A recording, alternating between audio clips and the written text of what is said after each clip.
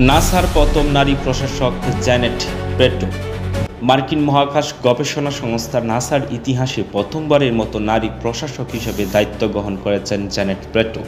President Donald Trump তার প্রথম কার্য দিবস 20 জানুয়ারি 2025-এ তাকে নাসার ভারপ্রাপ্ত প্রশাসক হিসেবে নিয়োগ দেন। ব্রেটোর এই নিয়োগ নাসা প্রতিষ্ঠায় 1958-এর পর গুরুত্বপূর্ণ মাইলফলক হিসেবে বিবেচিত হচ্ছে।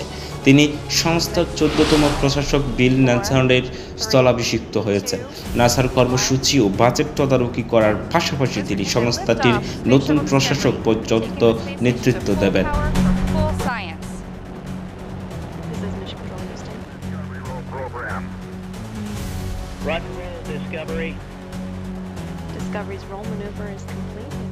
লিঙ্কে ডইনে দেওয়া এক বার্তায় ব্রেটো বলেন, নাসা নতুন প্রশাসনের নীতিমালার সঙ্গে সামঞ্জস্য রেখে তার মিশন ও মূল্যবোধের প্রতিশ্রুতিবদ্ধ থাকবে।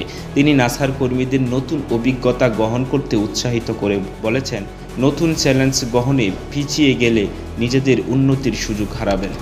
জ্যানেট ব্রেটো একজন প্রকৌশলী ও সরকারি কর্মচারী। তিনি নাসার জন এফ কেনেডি স্পেস সেন্টারের 11তম পরিচালক। 2021 সালে 30 জুন নাসার প্রশাসক বিল ন্যালসন তাকে এই কেন্দ্রের পরিচালক হিসেবে নিয়োগ দেন। ব্রেটো মার্কিন সামরিক একাডেমি থেকে স্নাতক ডিগ্রি অর্জন করেন এবং মার্কিন সেনাবাহিনীর এভিয়েশন শাখার কমিশন অফিসার হিসাবে কর্মজীবন শুরু করেন। তিনি হেলিকপ্টার পাইলটিং এবং জার্মানিতে সেনাদল পরিচালনার দায়িত্ব পালন করেছেন।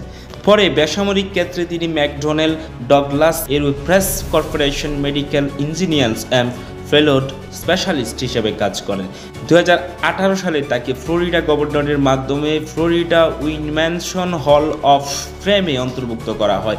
জ্যানেট ব্রেটোর এই নিয়োগ নাসার ইতিহাসে নারীর অংশগ্রহণ একটি নতুন দিগন্ত উন্মোচন করেছে এবং মহাকাশ গবেষণায় নারী নেতৃত্বের প্রতীক হয়ে উঠেছে।